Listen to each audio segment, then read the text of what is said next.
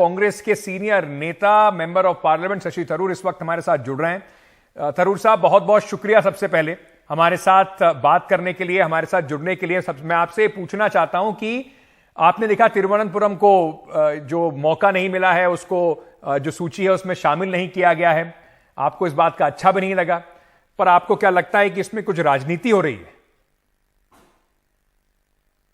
देखिए, सिर्फ तिरुवनंतपुरम की बात नहीं है। क्यों, मैं तो दुखित हूं क्योंकि मैं चाहता हूं कि हमारे लोग भी मैच देख पाए, लेकिन आप देखिए मोहाली में भी नहीं मिला है, रांची में भी नहीं मिला है।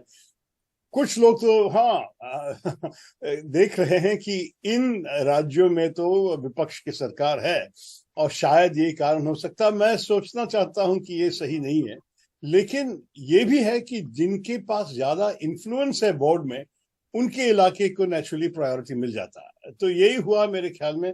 आप देखिए कि अहमदाबाद को पहला मैच मिला टूर्नामेंट का, आखिरी मैच मिला फाइनल। बीच में जो दो सबसे प्रसिद्ध मैच होते हैं, इंडिया पाकिस्तान और इंग्लैंड ऑस्ट्रेलिया, दोनों अहमदाबाद को दिया हुआ है।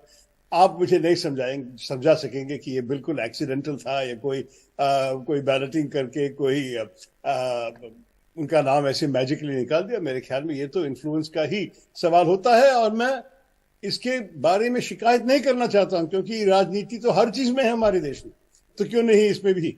लेकिन फिर भी एक राजनीतिक सोच भी हो सकता था कि जितने भी ज्यादा शहर को हम ये खुशी दे सकते थे, ये देश के लिए भी अच्छा है, सब लोग खुश होंगे। पर थरूर साहब, बीसीसीआई और आईसीसी का ये कहना है कि अहमदाबाद के जो स्टेडियम है वो नया स्टेडियम है, बिजनेस के लिहाज से अच्छा है और लॉजिस्टिक्स और सुरक्षा के हिसाब से ये चुनाव किया गया है।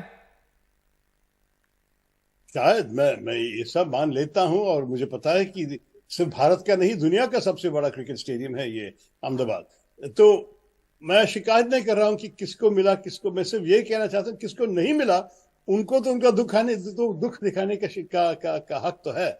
और मुझे लग रहा है कि केरल, जहां क्रिकेट एक ऐसा स्पोर्ट है जो अभी करीब 10-20 साल से ज्यादा पॉपुलर बन गए हैं। हमारे 2-3 अंतर्राष्ट्रीय खिलाड़ी है, श्रीशांत, संजू सैमसन, और इनके साथ बहुत लोग अभी ध्यान देने लगे क्रिकेट पे। तो अगर आप क्रिकेट को जरा प्रोत्साहित करना चाहते हैं, आप इनकरेज करना चाहते हैं, तो केरला जैसे जगह, तिरुवनंतपुरम जैसे जगह में आपको मैच लेके आना चाहिए था। मेरे ख्याल में ऐसे भी आप रांची के बारे में बोल सकेंगे, वो वहां भी काफी नए स्टेडियम है, तिरुवनंतपुरम में नया स्टेडियम है। शायद गुवाहाटी के बारे में हम सोच सकेंगे, मोहाली तो जरूर। मोहाली को तो एक सेमीफाइनल भी मिला था पिछले वर्ल्ड कप में भारत में 2011 में। तो ये सब अगर आप देखेंगे तो मुझे लग रहा है कि जरा सा अन्याय हुआ है इस सिलेक्शन में। मैं समझ रहा हूं कि आईसीसी का नियम है कि सिर्फ 10 इलाके 10 शहर को दे सकेंगे, लेकिन हम तो इतने मजबूत है आईसीसी में। मेरे ख्याल में अगर हम कहा थे हमारा देश बहुत बड़ा है, हमें 14 जगह चाहिए, 13 जगह चाहिए, कोई हमें रुकने वाला नहीं है आईसीसी में। तो ये एक्सक्यूज मुझे बिल्कुल कन्विंसिंग नहीं लग रहा है। पर थरूर साहब, बात यह भी सच है कि 10 जो शहर चुने गए हैं उसमें से अगर आप देखेंगे तो करीब 5 ऐसे हैं जो भारतीय जनता शासित राज्यों में नहीं है। सौरव गांगुली भी कह रहे हैं, पूर्व कप्तान, की इसमें राजनीति नहीं देखनी चाहिए, काफी अच्छे ग्राउंड्स का चयन हुआ है।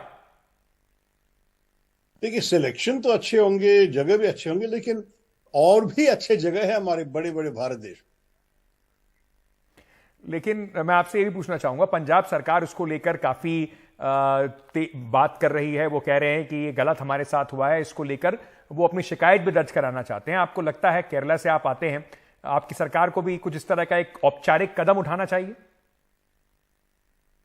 देखिए, मैं केरल में भी विपक्ष में हूं, तो मैं क्या कहूं मेरे राज्य सरकार के बारे में। मैं सिर्फ ये कहना चाहूंगा कि अब तो जब अनाउंसमेंट हो चुकी है, पूरा दुनिया जानते हैं, और लोग अभी अंतर्राष्ट्रीय ट्रैवल के सारे बुकिंग्स करने शुरू किए होंगे कि कौन से शहर में वो लोग आके मैच देखेंगे, होटल बुकिंग्स किए होंगे। तो इसके बाद बदलना शायद नामुमकिन है, और ये भी मैं समझ लेता हूँ। लेकिन मेरा दुख को जरा सा बताने के लिए मैं आपसे बात कर रहा हूँ। ये नहीं है कि मैं सोचता हूँ कि ये रियलिस्टिक है।